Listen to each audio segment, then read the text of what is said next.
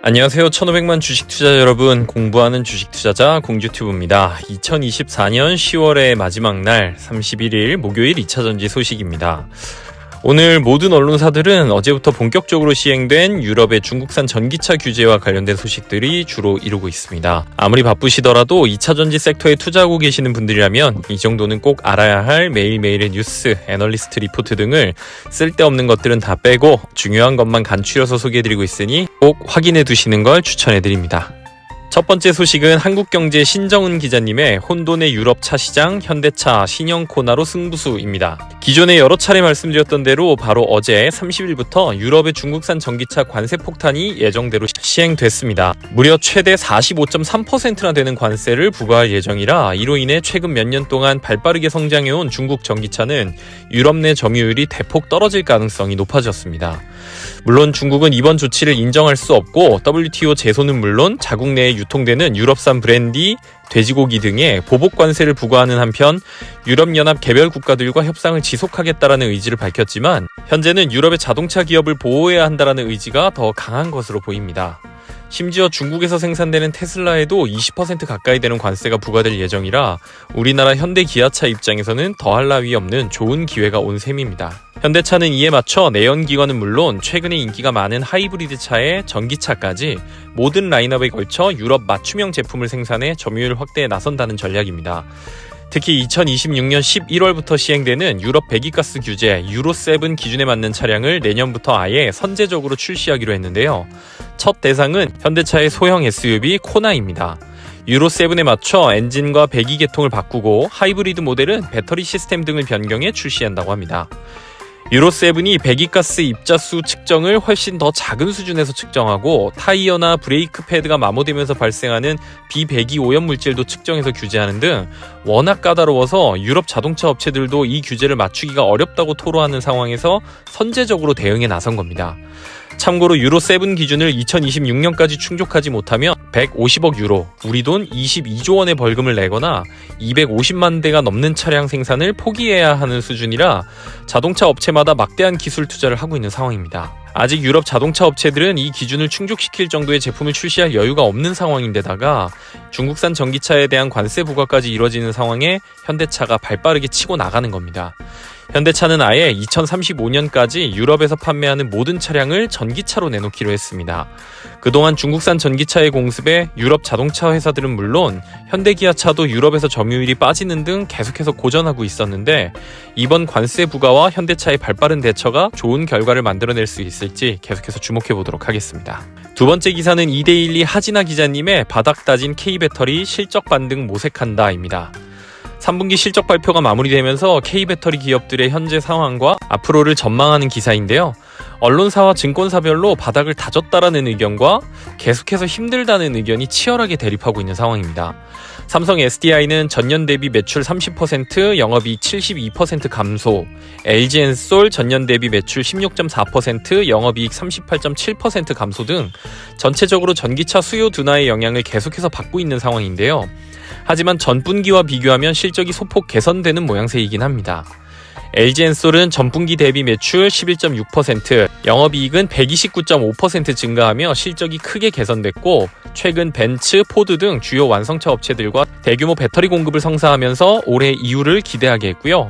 삼성 SDI 또한 GM과 합작 계약을 체결한 데 이어 유럽과 아시아 주요 완성차 업체 향 신규 수주를 확보하고 미국 첫 생산 공장인 스텔란티스와의 합작법인 스타플러스 에너지의 12월 조기 가동을 추진해 AMPC 수령 등 내년부터 실적 개선이 본격화할 전망입니다. SK온도 11분기 연속 적자로 힘든 시간을 보내고 있지만 3분기 적자 규모가 큰 폭으로 줄어들 것으로 예상되는 가운데 4분기에는 미국 조지아주 포드용 생산 라인을 현대차용으로 전환하면서 판매량이 확대되고 AMPC 추가 수혜 등으로 연내 흑자 가능성을 조심스럽게 예측하고 있는 상황입니다.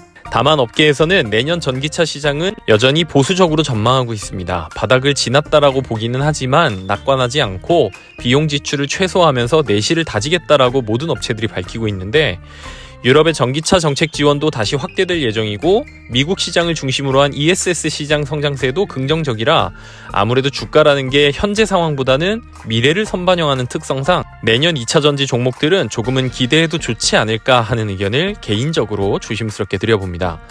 바쁘신 와중에도 하루하루 급변하는 시장 상황에 감을 잃지 않으시도록 계속해서 관련 소식 전해드리겠습니다. 세 번째 소식은 이데일리 김경은 기자님의 포스코홀딩스 3분기 철강 2차전지 부진, 글로벌 영토 확장으로 돌파입니다. 30일 포스코홀딩스가 3분기 실적을 발표했습니다. 연결 기준 실적으로 매출 18조 3,210억 원, 영업이익 7,430억 원, 순이익 4,970억 원을 기록했는데요. 전분기 대비 각각 1%와 1.2% 감소한 수준이고 전년 동기 대비 3.4%, 37.9% 감소한 수치입니다. 철강 부문 매출은 1조 5,669억 원으로 전분기 대비 소폭 늘었으나 원재료 상승과 판매가 하락으로 마진이 감소하며 영업이익은 감소했습니다. 2차전지 소재 부문도 영업 적자가 확대돼 530억 원의 적자를 냈고요. 하이니켈 양극재 제품 판매 호조 등에 힘입어 매출은 소폭 상승했으나 양극재 재고 평가 손실과 음극재 판매 감소, 신규 법인의 준공 및 초기 가동 비용 발생 등으로 실적이 악화했습니다. 인프라 부문 매출도 전분기보다 4% 감소했으나 포스코 인터내셔널의 발전 사업 이익이 확대됐고 포스코 E&C의 비핵심 자산 매각 등으로 이익이 개선되며 전분기보다 영업이익은 200억 원 증가한 것으로 나타났습니다. 전체적으로 좋지 않은 상황이긴 합니다만 컨센서스 대비 크게 나쁜 상황은 아닌 것으로 판단되며 올해보다는 내년이 기대되는 요소들이 많습니다. 철강 부문은 인도, 2차전지 소재 부문은 아르헨티나와 칠레 등 글로벌 시장에서 현지 공장을 설립해 자원 확보와 수익 증가를 목표로 하고 있고 저수익 사업과 비핵심 자산 정리를 계속해 자산 효율성을 개선하고 있는 상황입니다.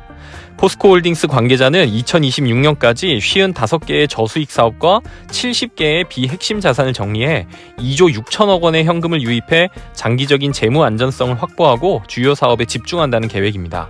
2차전지 섹터에 투자하고 계시는 분들 중 포스코홀딩스에 투자하고 계시거나 눈여겨보고 계시는 분들이 많으실 겁니다. 투자에 도움되시도록 관련 소식 계속해서 전해드리겠습니다. 마지막은 IM증권 정원석 애널리스트님의 삼성 SDI 리포트 2024년 4분기 실적 저점으로 가파른 개선세 전망입니다. 두 번째 기사에서 소개해드린 대로 어려운 3분기를 보낸 삼성 SDI의 주가 전망입니다. 먼저 2024년 4분기에도 실적 부진은 지속될 것으로 전망된다고 합니다. 12월부터 미국 스텔란티스와의 합작 공장이 신규 가동되면서 AMPC 효과는 본격화할 예정이지만 북미와 유럽의 전기차 시장이 여전히 침체되어 있는 상황에서 주요 고객사들이 재고 조정 영향으로 자동차 전지 부문 실적 개선이 제한될 것으로 보인다고 합니다. 특히 리비안의 판매 부진으로 원형전지 수요 감소세가 이어지며 소형전지 적자폭이 전분기 대비 확대될 것으로 추정됩니다. 전자재료도 반도체, OLED 소재 판매가 대부분 부진할 것으로 예상되어 영업이익 하락세가 불가피할 것으로 보입니다. 그러나 북미향 전력용 ESS 수요 증가세가 이어지는 가운데 유럽향 전력용 UPS 판매도 증가하면서 실적 하락폭을 일부 상쇄할 것으로 보여 이를 반영한 4분기 매출액과 영업이익은 4.2조 원, 1,050억 원으로 예상된다고 합니다. 2024년 4분기까지 바닥을 다지고 2025년부터 EU의 자동차 이산화탄소 배출 규제 기준 강화로 유럽 완성차 OEM향 판매가 증가하고 오는 12월 첫 가동되는 북미 배터리 생산 공장의 AMPC 수혜가 본격화되면 가파른 성장세를 보일 것으로 기대됩니다. 대부분의 2차전지 섹터 기업들이 마찬가지지만 삼성 SDI 역시 단기적으로는 리스크 관리가 필요한 상황이지만 중장기적인 관점에서 긍정적인 시각을 유지해도 좋을 것 같다고 합니다. 삼성 SDI에 투자하고 계시는 분들은 참고하시면 좋을 것 같습니다. 오늘 준비한 소식은 여기까지입니다. 조금이라도 도움이 되셨다면 좋아요만 한번 부디 꾹 눌러주시면 영상을 만드는데 정말 큰 힘이 될 것 같습니다. 구독까지 해주시면 앞으로도 좋은 정보 전해드리겠습니다. 감사합니다.